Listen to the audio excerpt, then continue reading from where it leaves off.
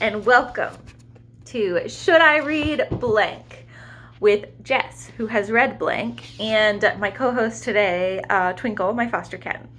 She's pregnant.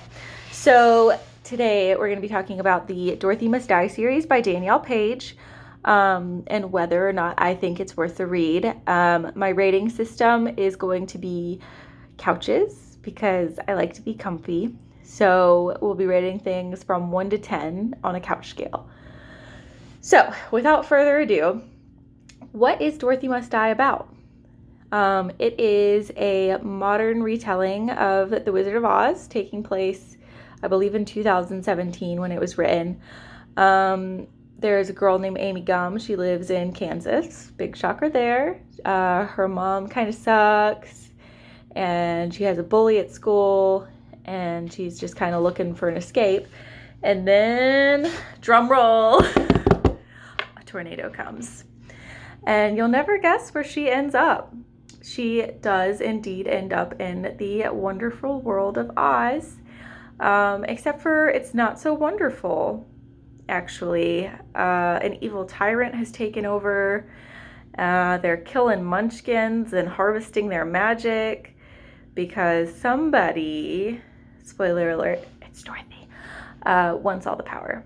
So Amy comes and she has to join the Wicked Witches to defeat her. And let me tell you, so I started this book at the beginning of February. It is now February 17th, I believe, and I finished the 4th book yesterday.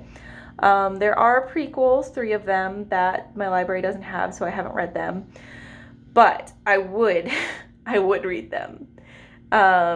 I really liked the book. I thought that it was, so I've never seen any of the other Wizard of Oz movies. I've never read any of the other books other than regular old Wizard of Oz.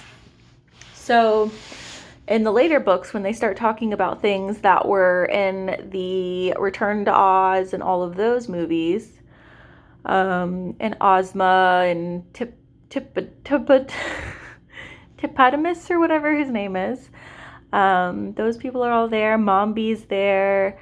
So definitely, if you are a Wizard of Oz fan, it is probably even more of an exciting series. Regardless, if you like retelling of fairy tales, I think that you would really be interested in this book. It is kind of dark and twisty. There's a lot of good versus evil, but not in the way you would think.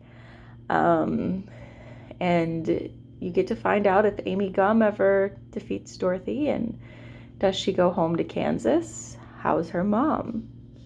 How's her pet rat? Does she get a boyfriend? So all of that and more are answered in the 4-book series. I think that there is not nearly enough love for this series. I think that it should have been a movie. Pregnant cat has something to say. Funny enough, I've been calling her Mombi, based off of Mombi. There's her big pregnant belly. Oh, you can see all of her nipples and all of their nipply glory. So, yes, I highly recommend the Dorothy Must Die series.